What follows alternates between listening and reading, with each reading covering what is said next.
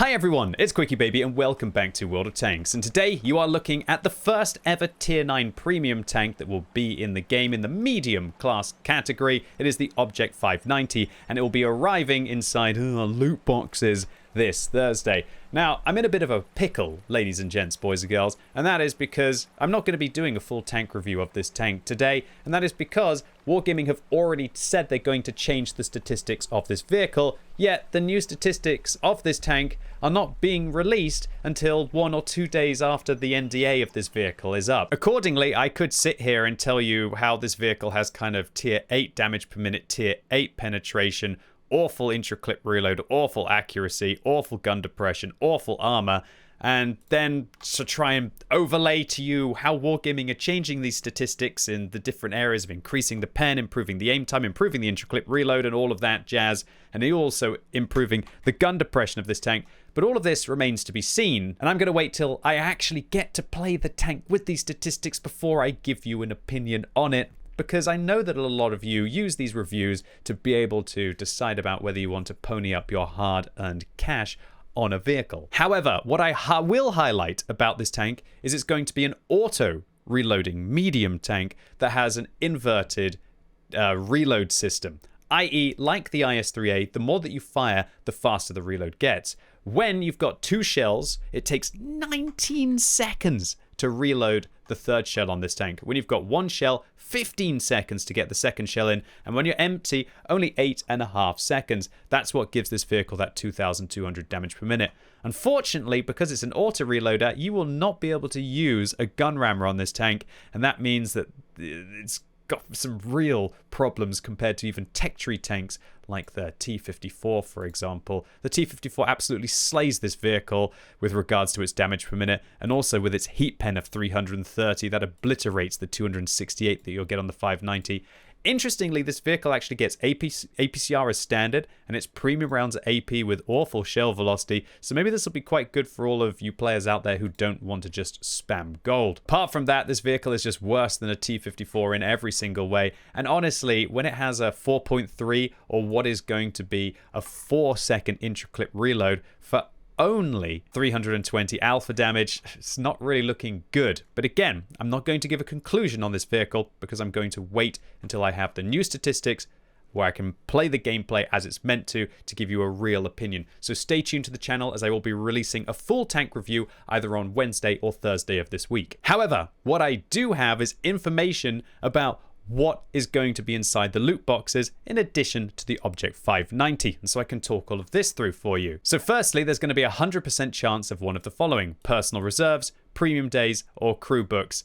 Not really things that people want if they're having to spend $1 a box. On top of this, there'll be a 50% chance to either get credits or more personal reserves, and Wargaming haven't told me what exact personal reserves they'll be. Now, if they're 100% extra credit boosters, that'll be really nice. If they're 50% extra credit boosters, that'll be pretty cool. Anything else? I don't really need them. Interestingly as well, there are going to be 2D styles with a 15% chance of being able to get them, although Wargaming haven't said what 2D styles they're going to be. However, the real prizes that people will want will be the 1.3% chance of the following tanks. And I do hope that that 1.3% chance is going to be padded up with bad luck prevention of every 50 boxes you get a guaranteed vehicle. Although Wargaming have not clarified that, but I would be very surprised if they decide to remove what has been one of the only mechanics which I feel justify these loot boxes as not gambling. So you have a 1.3% chance of either getting the Object 590, which we're going to be talking about today, or, this is pretty exciting, a meal. Or more realistically, en français, miel, which is honey. And you can see that this Bourrasque is going to be as sweet as can be. It looks like it's got teddy bears, 3D teddy bears all over the vehicle. It's got love written on it. Maybe this is going to be the perfect addition for Valentine's Day. And I'm sure that the player base is going to be very happy to have more and more Bourrasques, overpowered medium tanks in it, right? In addition to these 2 new vehicles, which undoubtedly you're going to have to get 100 boxes if you want to guarantee yourself to get them.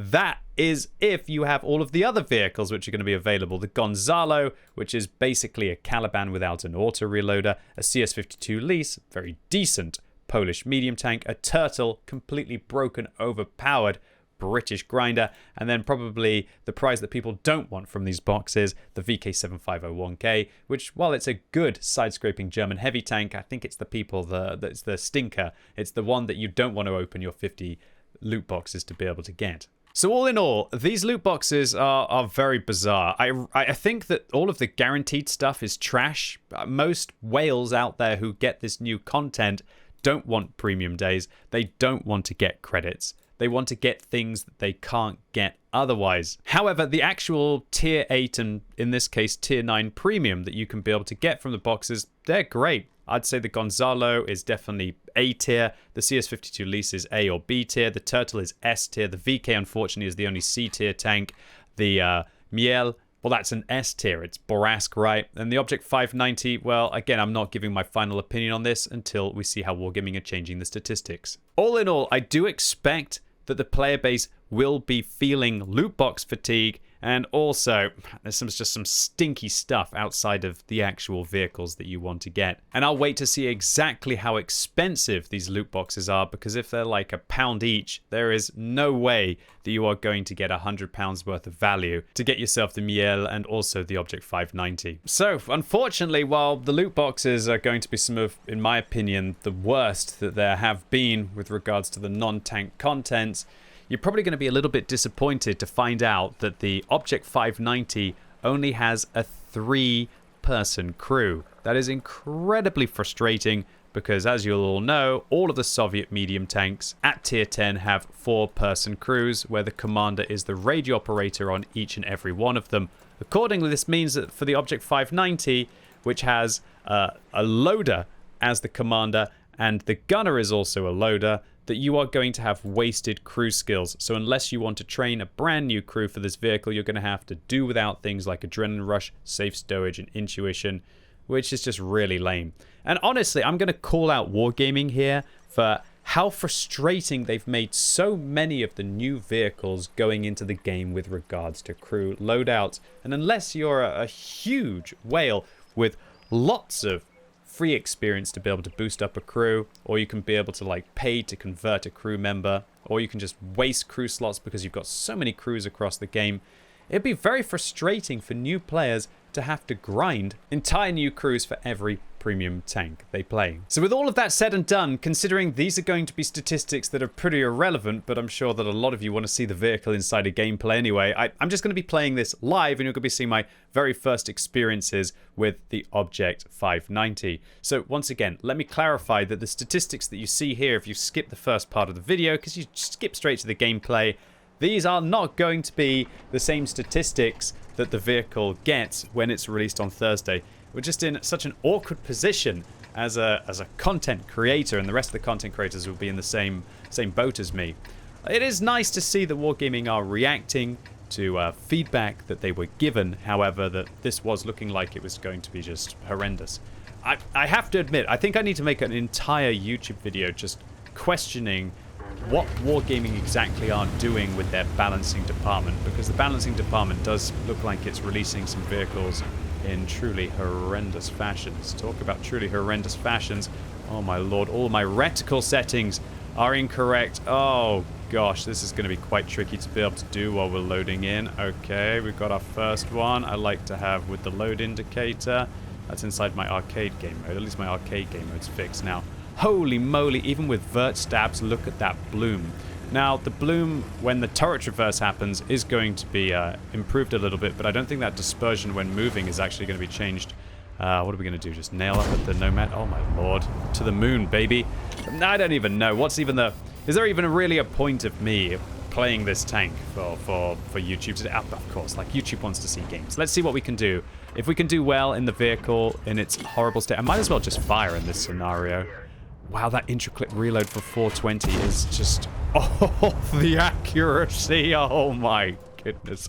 No, Artie, I'm trying to change my reticle settings, Artie. Why would you do this to me? So I'm on a brand new press account right now. So that's good as well. Brand new press account with this absolute stinker. Oh man, look at the arcade views. At least a lot of you will be getting an idea of how I do set everything up. Okay, cool. I can actually focus. Wow, that reload is so long. That gun handling is so bad. Wow. That is That is preposterous. Luckily, looks like my team are doing better than I am. Am I going to fire early and then waste an entire second of reload? I tell you what, having that nice APCR shell velocity is pretty cool though. I reckon the artillery will be aiming for me in just a second. Wow, just like not bouncing anything off the turret is pretty horrendous. Alright, we're going to make our way up. Man, that gun handling, even with the vert stabs, you know. QuickyBaby doesn't usually like to use vert stabs, but on a vehicle that has this bad gun handling, what am I even going to do? Alright, well, let's make our way up, see if we can be able to hunt down this Kunzerpanzer without getting caught. Oh my word, there's a Leopard prototype here. Well, at least this should be interesting, right? I'm an auto-reloader, so if I can ever get my turret on the target. There's one. This is so weird, he's got so much higher alpha damage than me, but at least my reload will get good as I get going here. Oh, he's ammo racked, that's nice. I think I should be okay here. This Leopard prototype's having a bad day. Talk about a bad day. Oh, no armor! No armor! I guess I should wait for the reload before I go after this Leopard prototype again. Just no armor whatsoever. Wow, what a freak. Be a glass cannon. The game hasn't been so bad so far, but I do think it's just one of those situations where I'm playing against some quite weak players. Man, why doesn't it ever reload the third shell? You just don't ever get strong. It's such a weird tank within that regard. I guess the Leopard prototype is just sitting right there. I'm going to have to wait for a second here to get... Oh, there's just no armor. Just no armor. I'm probably going to die to the T-103. I'm lucky that I didn't die to the T-103. That feels like the longest... That feels like the longest intraclip reload for 320 Alpha in World of Tanks history. Now, of course, the intraclip reload is going to be buffed from 4.3 down to 4. It's just so weird to be playing a tank that has a longer intraclip reload than the Char Future 4 right now with 70 less Alpha. But we actually bounced our first shell. Hooray! These aren't the scariest pen tanks that are engaging me right now. What is happening with my combines, by the way? Is this just an example that you could give QuickyBaby the equivalent of a tier 8 tank and he's still going to do well with it when he's playing it at tier 9? Possibly. Well, this tank, if it gets buffed, I'm not really going to try and guess about is it going to be great with the changes. I need to play some games with its statistics. I really wish Wargaming had just moved the embargo for this vehicle, so to say, till after we actually got to play it with the tank's real statistics. That would have been the real thing to do. As a content creator, having embargoes and NDAs on tank reviews is just so useful because then I can actually give you my opinion. However, we are in a lucky position that the loot boxes are not actually going to be on sale until this Thursday. So even though I can't get you, should we say, my full tank review today, I guess I'll play the vehicle a little bit on Wednesday or something, hopefully when there's a micro patch, and then I'll be able to get a tank review out for you before the loot boxes go out on sale on Thursday, so you can be able to make your decision about whether the vehicle's going to be worth it. Because at the end of the day, that's what my job is as a content creator, right?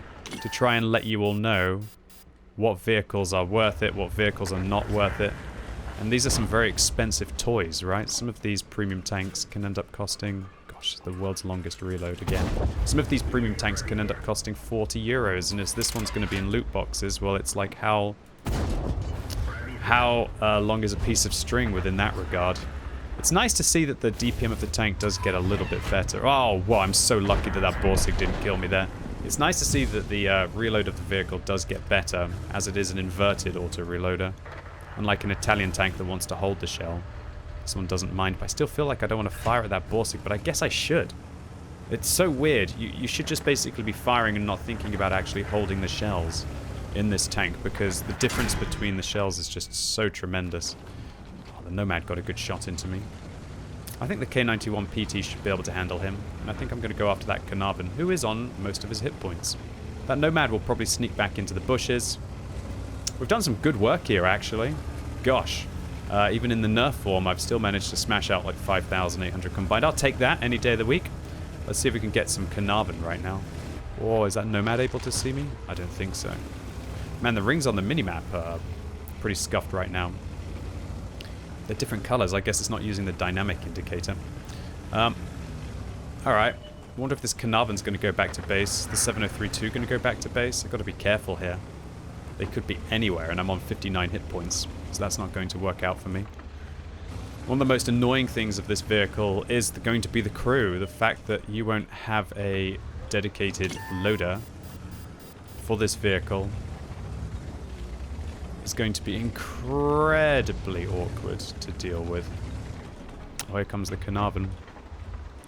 Is he just going to crest the ridge against me? He is. Oh, I bounced off his upper plate. He actually misses.